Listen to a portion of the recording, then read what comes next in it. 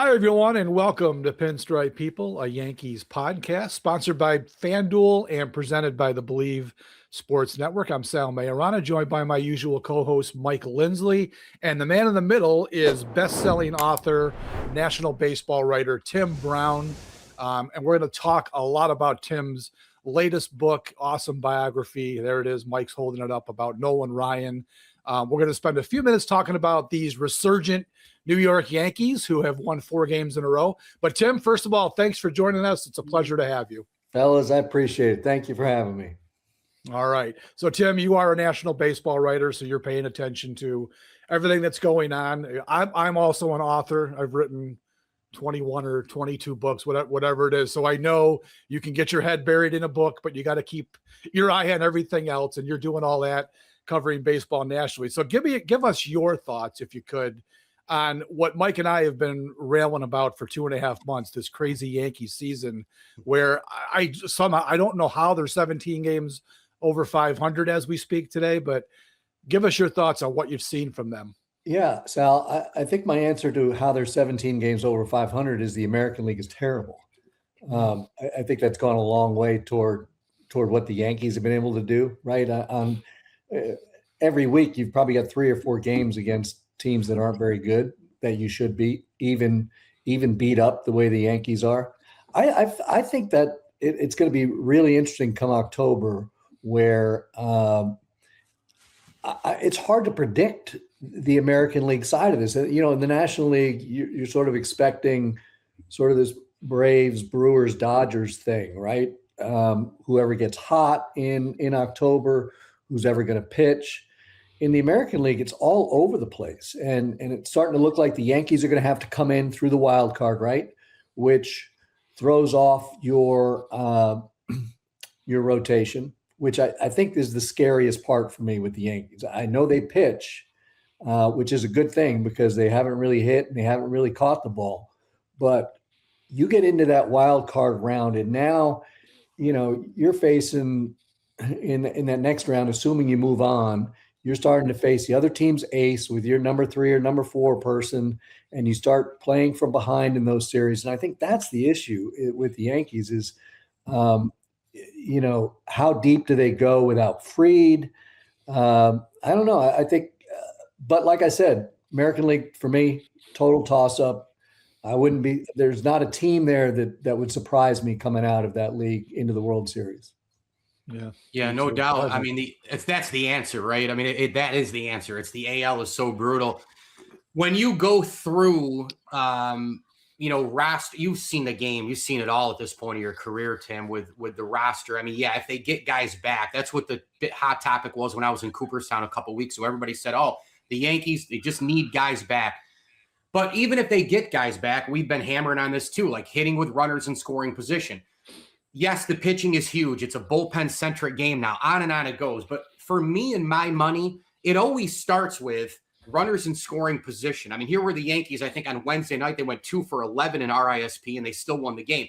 Do you feel that way in the postseason, that we can yell and scream about bullpens, we can yell and scream about aces, we can talk about Yamamoto going old school with Dave Roberts in the World Series last year, arms, okay, great. But runners in scoring position is still where the bread is buttered in October. That's the number one key how to win. And the Yankees have not done that in years. Yeah, I would agree with that. I think, you know, everybody loves the home run when you're hitting them. When you're not, it looks like everybody's standing around staring at each other and wondering when the next hit's going to come. I'll say this. Look, I know the Yankees are getting healthy, but you're going to get Judge back, hasn't had an at-bat since May. You're probably going to get Stanton back, hasn't had an at-bat since April. What are these guys going to look like when they get back? How ready are they going to be in October? You know, I mean, I guess you could make the argument they're going to be fresh and healthy, but you still need those reps, man. And it's just impossible to now guess what they're going to look like in the middle of that lineup when – you know, the air gets cool and thick, and you're facing aces and you're facing lots of bullpen arms. That gets tough, man. You know, and it's been a long time since we've seen, you know, a championship Yankees team. And I constantly go back and forth over the years. It's been 16, 17 years now. I go back and forth with, like, is this a flawed roster or an underachieving roster? It sort of depends on the season, right? And I'm curious how it plays out this year because of all that. Plus, Bellinger coming back as well. He's a very streaky guy. What's he going to look like? So, yeah, that lineup, I'd like to see them catch the ball better in October. I'd like to see them hit better with runners in scoring position, maybe some more situational hitting. But that's not really that lineup, right? Even the new guy, Ramos, that's not him. So they're going to have to bang. And I don't know if their bangers are going to be ready.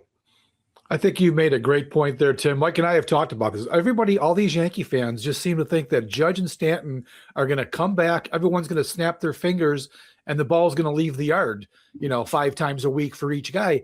I don't think we're going to see Judge, honestly, until mid-September. And that's going to give him barely 2 weeks to get his timing back and go into October. And Stanton, who knows what you're going to get from Stanton? I've kind of written him off. I know he can get hot and be great, but the Yankees have become so accustomed to not having him.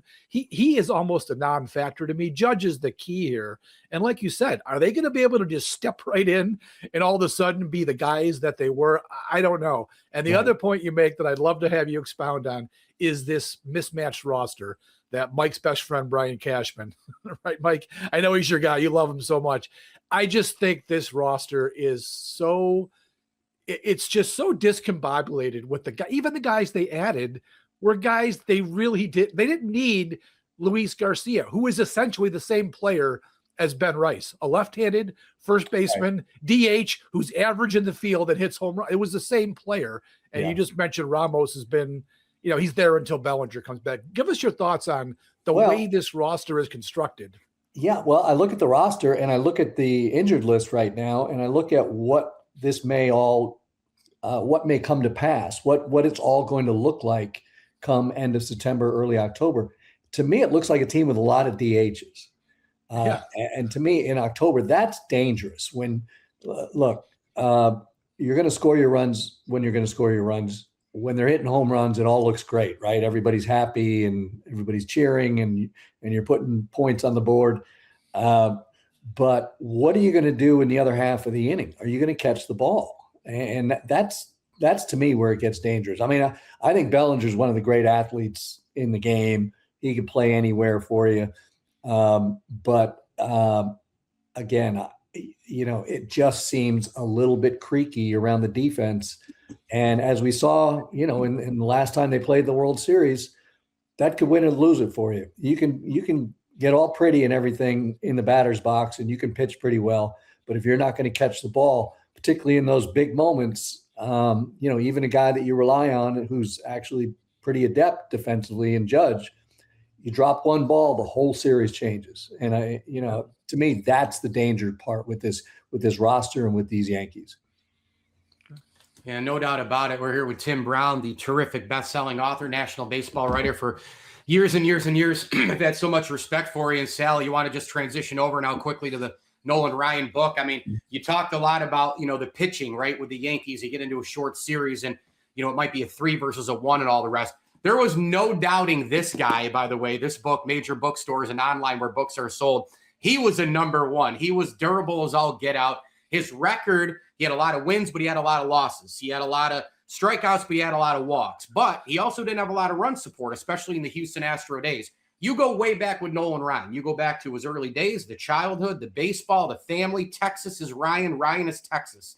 When people open up this book, I get the sense that that's what you really wanted people to know, is kind of the 1-2 punch, that Nolan and Texas are joined at the hip, but also that Nolan and the durability part and the job and the pitching that we haven't seen. Maybe it's coming back a little bit this year with the durability part, right? Going long into games, but the workhorse, the appreciation, the want to go deep into games. Those seem to be the two big things with Nolan Ryan, right? Him being that bulldog number one and the want to be that, the compete to be that, and Nolan and Texas joined at the hip. Am I right?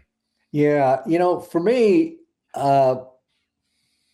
you see what Nolan did, and I wanted to understand why. That was the big thing for me. And, my fear was writing a biography about Nolan Ryan and not having anything new.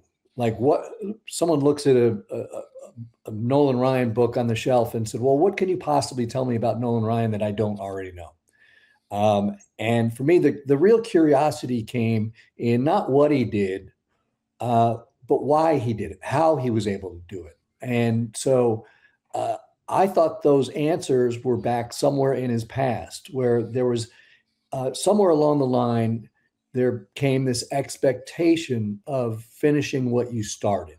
And when I looked at his career numbers, what I came to understand that this was a real workman-like career, right? And you mentioned it. He won a lot of games. He lost a lot of games. He struck out a lot of batters. He walked a lot of batters. His statistics are sort of all over the place. And, nobody gave up fewer hits per nine than he did. Very few struck out more than 9 per nine than he did. And so I just was very curious about it. So I literally got in my car. I live in North Carolina and drove to Texas to Alvin to find out more about the upbringing of this kid who decided that whatever he started, he had to finish. And so who were his role models? Who did he look up to? Where were these examples being set? And one of the things I really sort of loved was the town, the people. It was a blue collar town. You worked on a farm, you worked in the oil field, you worked on a cattle ranch, and you punched the clock. His dad worked 2 jobs. And these were the people he looked up to. This is how you do your job. And his career to me was a real workman-like career. The anecdote that I really sort of grabbed onto was when he was a young man, his job was to paint the family home. And it wasn't a big home unless you got one brush and a bucket of paint. Now it looks like a big house, right? And every summer or two, his dad would bring home the buckets of paint and a couple new paint brushes. And young Nolan knew that it was time to paint the house. And every day his dad would come home from work from the oil field and look around and see what kind of job he was doing. And he would either nod, okay, good job, or he'd start pointing out like, well, what about this? What about that? And it reflected who Nolan became as a pitcher, where one brush stroke meant all the brush strokes. You didn't paint half the house. You didn't paint the house into the 5th, 6th inning. You painted 9 innings worth of house. And that was the expectation. And I think it never left him. It became part of his DNA, part of his soul, is that what you start, you finish. And he started, close to 800 games, and his expectation 800 times was to hand the ball back at the end and shake hands and get ready for his next start. Now, it turned out to be 222 complete games, which is unfathomable today. And that was the crazy thing. Even when he was pitching, he was unique. Even in that era when a lot of guys threw complete games, a lot of guys expected to throw every inning of every game, but he did it a little bit better than most. And, the example from today that I keep going back to is the generation that we're just finishing up now. The 3 best pitchers, Clayton Kershaw, Justin Verlander, Max Scherzer, combined through, I think, 65 seasons, 60 complete games in that ballpark. And it's not their fault, right? The game wouldn't allow them to go any further. This is how the game defined their role, their job now. And I understand the game. We're trying to protect these huge investments and these very talented arms, but the result being that there'll never be another Nolan Ryan because the game won't allow it. Tim, I would venture to guess, and probably can say this pretty confidently, Nolan Ryan's lowest season for complete games will probably be more than any pitcher who starts pitching today will have his entire career. I think that's a pretty safe bet, wouldn't you think? Well, aren't you like startled when you pick up the paper the next morning or look on ESPN.com or whatever, and someone threw a complete game? You're like, wow, what happened there? That's interesting. It's the kid from Pittsburgh the other day, Ashcraft, threw a complete game, 85 pitches. I'm like, where did that come from in the year 2026, right? Well, it would have to be. And people ask about like the most unbreakable of all of Nolan's 50-some records, the one that's unbreakable. And one that's right up there for me is the 7 no-hitters, because that means someone's going to have to throw 7 complete games in their career. Yeah. And that's probably not going to happen. Yeah. But Tim, it's truly amazing. Yeah, but Sal, I will say, though, that if you go into a lot of these highlight reels over and over and over again, and you don't have to watch all the games, it's slowly coming back, not to the Nolan Ryan, Seaver, Walter Johnson type, Bob Gibson type stuff, but it's slowly coming back. 6 to 8 innings, 9 innings, complete games. And it's not just with Miz or Yamamoto or whatever. There's some of these guys. Just look at the Yankees, Sal. I mean, how many games have we seen this year with 6 to 7 or 8 innings? Yeah, well, we're talking 6 to 7 innings. That's not 9 innings or 10, 12, 13 innings that Ryan could throw. But it's not 4 or 5 in the game now. And maybe we're not going to see Blake Snell pulled out of a World Series much again. All I'm saying is that it's closer to 6 to 8 and 7 to 9 than it is 3 to 5. Yeah. And maybe the opener slowly disappears and all that, Tim. I mean, we are seeing a little bit of it come back. I'm not saying all, but it's better than it was even a year or two ago. I would hope that there would be more of an effort to find the outlier that, like, there may have been in the past 25, 30 years, another Nolan Ryan, but we wouldn't let him. The game wouldn't let him. Right. So let's allow for the possibility that could exist again, right? We know that Nolan was special, that the entire game rests on this inch-long ligament in every pitcher's elbow. And we know how fragile these things are. But maybe another ligament will hold up for 20 years, 25 years, however long. But you don't know until you let it happen. And really, these surgeries are, they're probably going to happen anyway, right? So why not let a guy push himself another inning, another 2 innings, and okay, that worked fine. Let's try it again. Let's do it. So I don't know. My issue was not so much in pitchers who don't want to. I think they do want to. They just haven't been trained or developed that way. They're used to pitching 5 or 6 and tipping their cap. They've never been pushed into 115, 125, 130 pitches. So I would, if it were my organization, I would say, let's push, let's try, let's see who's got it and who doesn't, and we'll find out. That, to me, Tim, is what makes Nolan Ryan so spectacular and so, almost otherworldly, is the fact that he was able to go 27 years and pretty much avoided, as far as I can remember, right? He avoided the major arm surgeries throughout his career. These guys today, it's just like Paul Skeens. We're watching Paul Skeens 3 years into his career, already losing velocity. He was supposed to be the next great pitcher, and we're already starting to wonder. Mizorowski, can this kid seriously continue to throw 103, 104 in today's environment? And he'll never come. He won't even get half the career that Ryan did. Explain to us, if you can, through what you learned, how this was possible. I mean, did this guy have a bionic arm attached to his? It's just impossible that he could throw that hard for that long and really not get ever hurt badly. Well, that's the thing. He never had to reinvent himself. He walked into the league as a power pitcher and walked out as a power pitcher. I think we've seen other guys with some longevity, like a Maddox type, for example. He actually came into the league as a pretty hard thrower and left as a guy, who was more of a finesse pitcher. I think there was a couple elements to it as far as look, I'm not a scientist, but my sense is that Nolan Ryan finished all those games, pitched all those innings, pitched all those seasons because he wanted to, because he committed himself to the idea of it, the notion that it was possible, right? And this goes, again, back to that work ethic, that as hard as he worked, nobody outworked him. He was the guy who stumbled into the weight room and brought all that to the game, how important it was for pitchers to also get in the weight room, get stronger. And I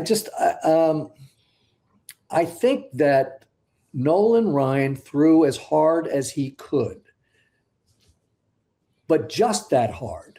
I think, and again, there'll be some pushback on this, but when you are teaching 15, 16, 18, 19, 23-year-olds to throw as hard as you can, plus 10%, right? You go into these labs and you get a running start and you throw as hard as you can and you touch 96. Are their bodies ready for that? Is that the sort of thing you need to be teaching? Or if you get a kid who at 18 years old is throwing 92, 93, all right, he throws 92, 93. You don't now adjust everything and get him to throw 98. I just feel like Nolan never reached for a velocity or an effort that wasn't already within him. And look, I get that velocity is the name of the game. If you're 16 years old and you've got an 82-mile-an-hour fastball, you're probably going to go to college and study economics, and that's your career. But if you're throwing 82 and you can go to a place that can teach you how to throw, 94, well, now you've got maybe a baseball career. So I get the lure. I get why they do it. But I also think that these kids are throwing straight through their bodies when they're not ready for it yet. And that just wasn't available when Nolan was a kid. Right here, the book is called Nolan, The Singular Life of an American Original. Tim Brown is our guest here. Major bookstores online where books are sold. Sal, I just had one more for Tim, and then I'm good. Tim, obviously, I covered the Hall of Fame induction now for 22 years in a row. You see the longevity of guys, right? You try to figure out the dominance versus the compilation, right? You figure out 300 wins used to be a landmark. Now we're never going to see that anymore. The 3,000 strikeout thing, maybe we're going to see that much. We saw it with Sabathia. Maybe we're going to see it with Chris Sale. DeGrom got 2,000 last night, for example. Is 3,000 a new mark? Wondering from your seat how voters, and I think the whole thing should just be blown up anyway, but how voters should really look at this pitching resume, Hall of Fame credentials based on the way pitching has changed. Loop Nolan Ryan into it a little bit as well. Is there a new criteria, the bullpen specific stuff, shorter starts, different numbers? How is it shown now? How should it be looked at? The credentials to get into the Hall, and you have a guy like Chris Sale now who might have that kind of a new resume compared to a Gibson, Seaver, Nolan, etc. Right. I think it's all contextual. I really do. To judge this generation of baseball players based on a different generation is really hard. Even in the book, I didn't really try to decide whether Nolan's the best pitcher ever, the 10th best pitcher ever, the 20th pitcher. That's just, to me, that's a weird exercise. I don't know how you do that stuff. And if somebody wants to, that's great. Cool. For example, I don't think there's any doubt that Clayton Kershaw was the best or top 3 pitcher of his generation. And he didn't get anywhere near 300 wins. You have that, whatever that is, if it's 12 years or 10 years or 8 years of who you were at your peak in your prime, what you were able to accomplish, how you were viewed at the time. I know this is sort of a cheesy sort of thing, but we may have to use it more often now that pitchers are being used differently. I can't tell you exactly what a Hall of Famer is, but I know one when I see one. That old line, I think you almost have to use that with the pitchers now because, it used to be, well, you get 300 wins, you're in the Hall of Fame, or you get X number of strikeouts or whatever. But now those just aren't going to come. It's 5-man rotations now, sometimes 6-man rotations. How often are you getting the ball?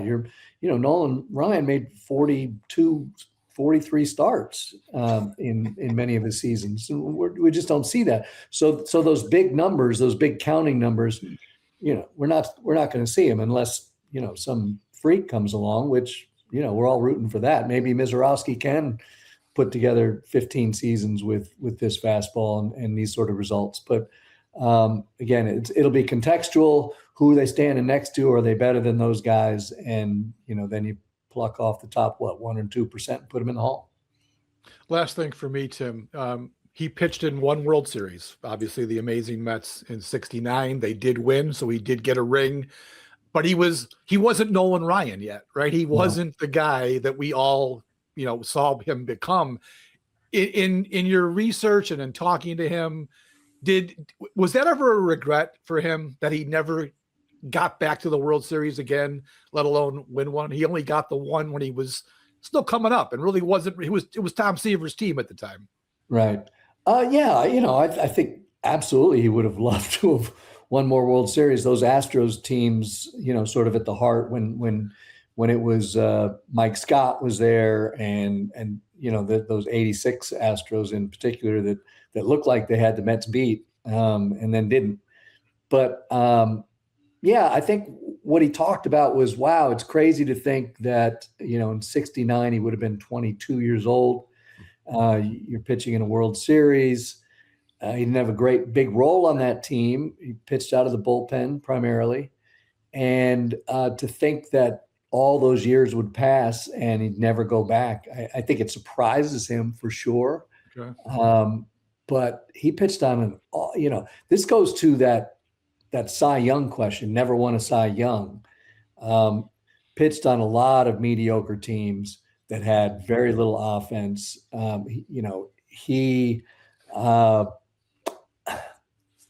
Some of the worst run support in history, which is crazy when you think that he pitched for so long. You think that would be like a small sample size stat, but like bottom 5 in history in run support. And, just was, and at the time, we writers, and I would put myself in that category. How do you judge a pitcher? Well, how many games did he win? Right? Did he win 23? Did he get? I mean, you're not going to win that many games with that sort of run support. So now I've even forgotten your question, but just that he never got back to one. It's just a shame. Yeah, and it was funny because I went back and I thought when I started this project, I thought, well, for sure, I am going to find at least 2 or 3 years where I can say Nolan Ryan got robbed from a Cy Young award, but not really. When you go back, I mean, it was, Jim Palmer had a better year, or one of Nolan's best years was during the Fernando Mania year, and when Fernando was doing Nolan things.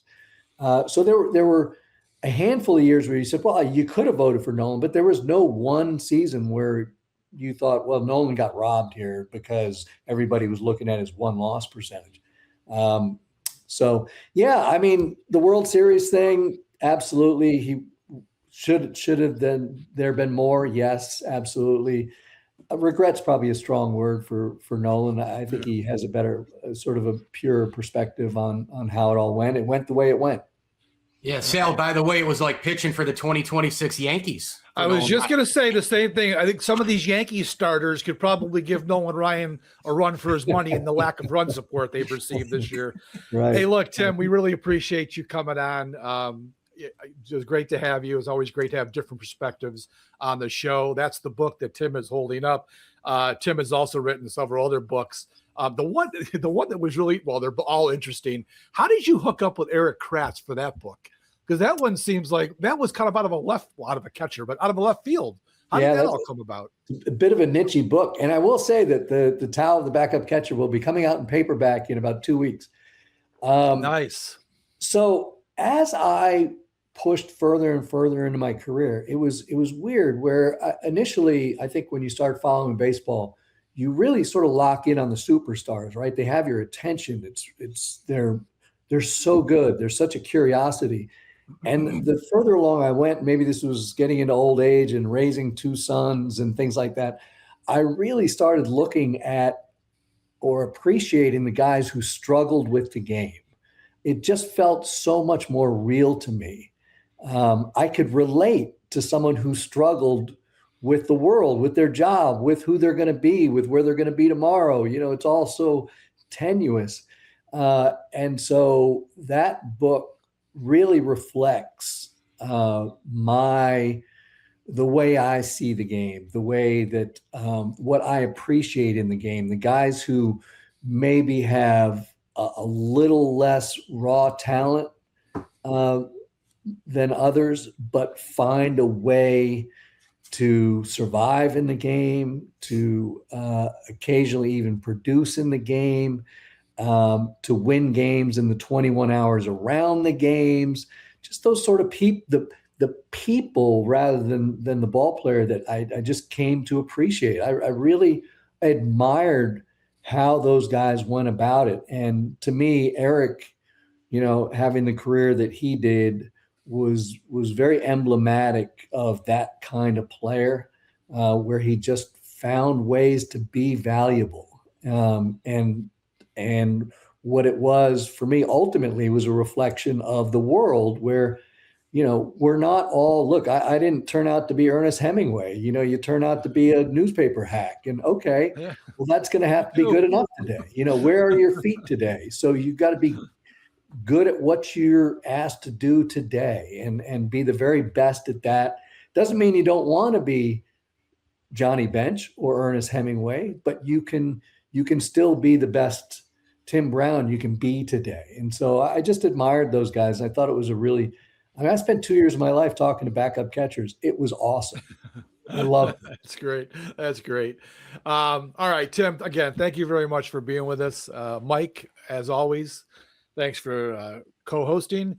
We are Pinstripe People, a Yankees podcast sponsored by FanDuel, presented on the Believe Network. Give us a like and a subscribe, and we hope you really enjoyed this episode with best-selling author and national baseball writer Tim Brown. All right, everyone, Yankees and Blue Jays. Don't we love games against the Blue Jays this weekend? And this is a hell of a homestand, Mike. We've got the Blue Jays, the Astros, the Red Sox. I mean, can it get more irritating than that for Yankees fans? 3 or 5 favorites right there, Sal. Playing those 3 teams. So I think we're going to know a lot about the New York Yankees when this homestand is all set and done. Have a great weekend, everybody. And Mike and I will be back next week to talk more Yankees baseball.